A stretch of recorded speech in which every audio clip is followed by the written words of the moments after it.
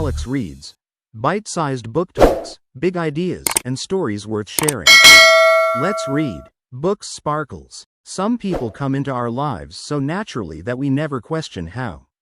Tonight's story was sent to us by someone who asked to be called Benj. Dear Calex read. Good day. My name is Benj. I don't know if this letter will ever reach you, or if it will be read the way I'm hoping it will be. I've watched your channel for a long time, mostly late at night, when the world feels quieter and heavier at the same time. You read stories that people usually keep to themselves. That's why I'm writing. This isn't a horror story. At least, it didn't feel like one while it was happening. It felt normal, too normal, and I think that's what makes it hard for me to talk about even now. I was 16 years old when this happened. Back then, my life was simple in the way teenage lives usually are. School, home, helping my mother when she asked, killing time with friends, scrolling endlessly on my phone. I didn't believe in signs or fate or anything spiritual. I believed in what I could see, hear, and touch. That belief stayed with me for a long time, until I met her. Her name was Sean. I met her in a public market near where we lived. It wasn't a special place. Just rows of vendors selling vegetables, fruits, clothes, flowers, and random things people didn't know they needed until they saw them. It was noisy, crowded, and smelled like dust, food, and flowers mixed together. That day, I wasn't even supposed to be there for long. My mother had asked me to buy a few things. I remember feeling lazy and annoyed, wishing I could just go home and lie down. I wasn't looking for anything. I wasn't expecting anyone. I was walking through one of the narrow aisles when I accidentally bumped into someone. I almost didn't look up. I just muttered a quick apology, the kind you say without thinking. But then I heard her voice say, "It's okay," softly, like she didn't want to cause attention. When I looked up, that's when everything shifted. She looked like someone who belonged there, like she had always been part of the market. She was wearing simple clothes, nothing flashy, but she stood out anyway. Her hair was tied loosely, and she had this calm expression, like she wasn't in a rush even though everyone else was. I don't know how to explain what I felt at that moment. It wasn't love. It wasn't attraction in the way people usually talk about it. It was more like a sudden stillness, like the noise around me dropped just enough for me to notice her. She was holding something. I thought she was a saleslady at first. She looked like one. I smiled awkwardly, apologized again, and stepped aside. She smiled back, just briefly, then walked away. I should have kept walking, but I didn't. Something about the way she moved caught my attention. She didn't weave through the crowd like everyone else. She walked calmly, like she knew exactly where she was going. Without realizing it, I slowed down.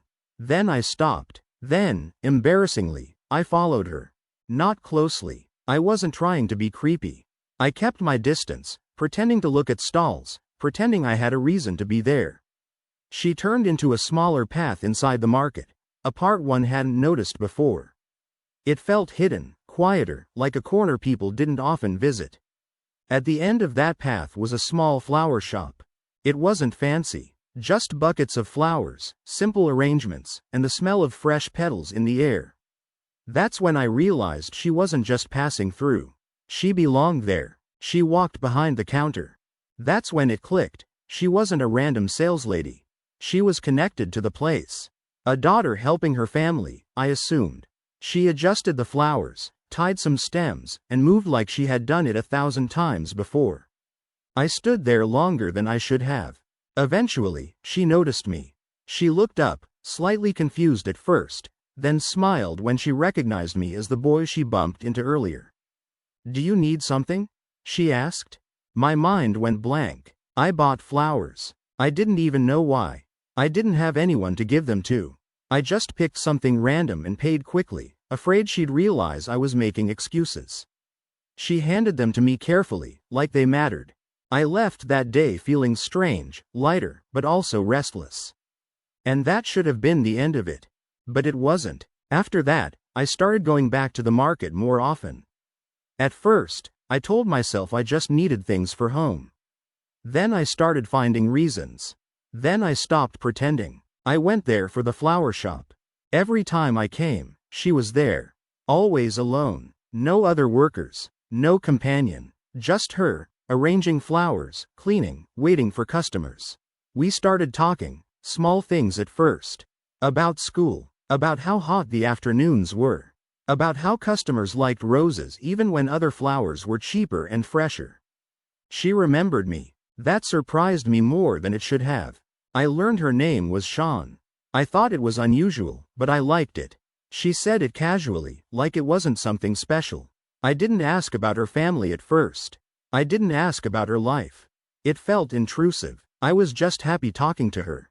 I kept buying flowers. Too many flowers. One day, she laughed and finally asked me, "What do you do with all of them?" I didn't know how to answer. I shrugged and said I gave them away. That seemed to amuse her. Then she asked, "Do you have a girlfriend?" The question caught me off guard. I felt my face heat up. I said no. She nodded, like she was thinking about something, then went back to fixing an arrangement. After that, we talked more. Longer. About random things. About nothing important. About things that felt important only because we were saying them to each other. Time passed differently when I was there. Sometimes, I'd realize hours had gone by. She never checked her phone. She never seemed distracted. She never mentioned social media, friends, or going out. I didn't notice how strange that was, not then.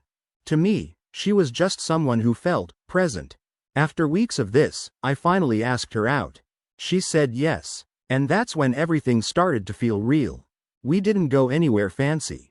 Just walks, quiet places, conversations that felt easy. She liked listening more than talking. She smiled a lot. She never rushed anything. I felt seen in a way I hadn't before. 2 weeks passed like that. 2 weeks where I thought I was falling in love. Then one day, I went to the flower shop like I always did.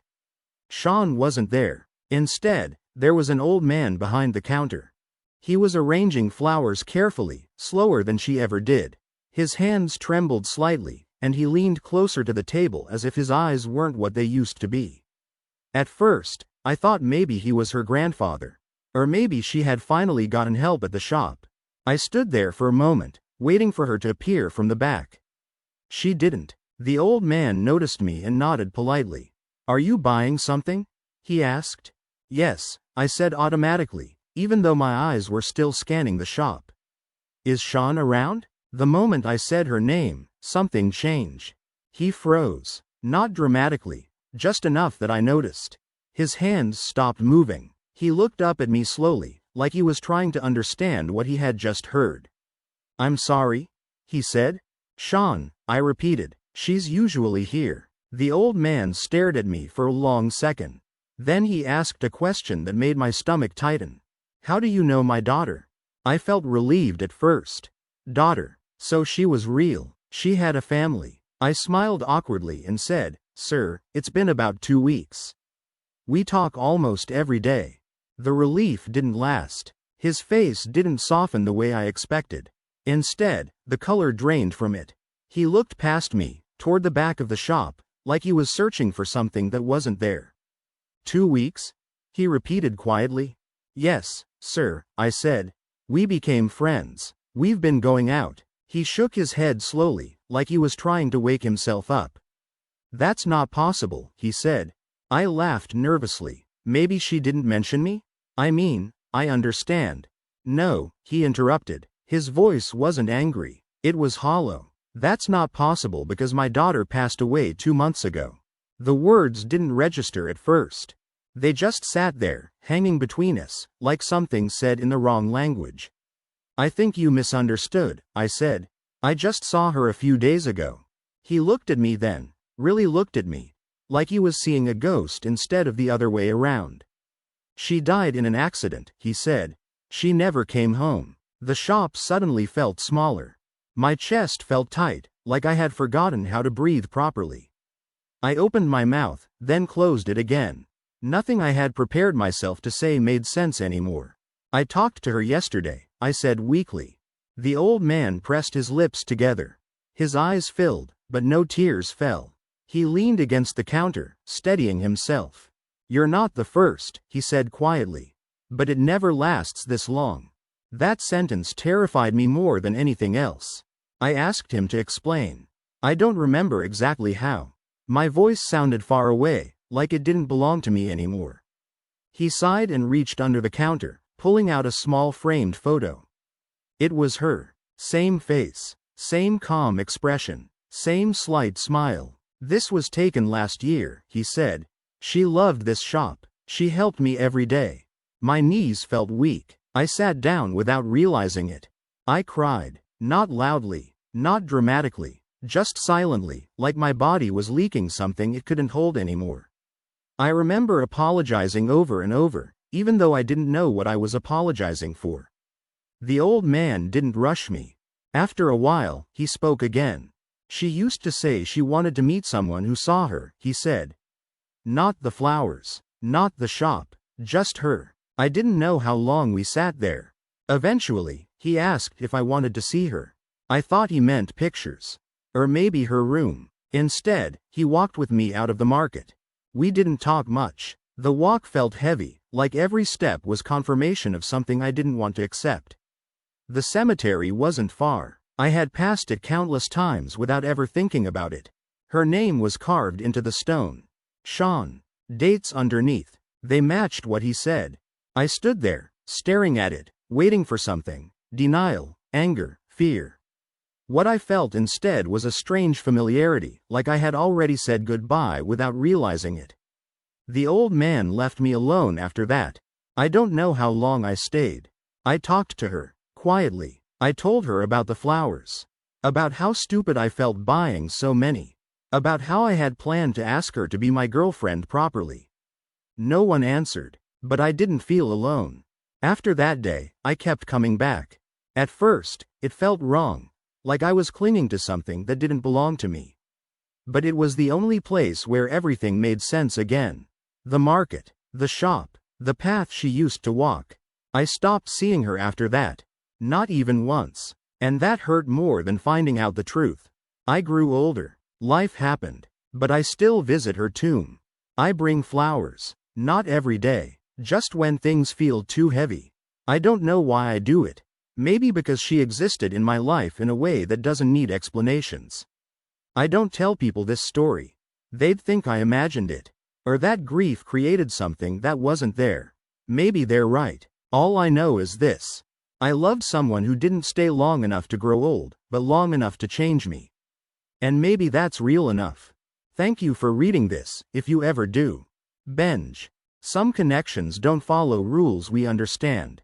Benj didn't meet a ghost in the way stories usually describe. He met a presence, something that felt human, familiar, and unfinished. This story isn't about fear. It's about how briefly people can exist in our lives and still leave something permanent behind. Sometimes, closure doesn't come from answers, but from remembering. And sometimes, the people who change us the most are the ones who were never meant to stay. Thank you for watching. Don't forget to like, share, and subscribe. See you on my next video.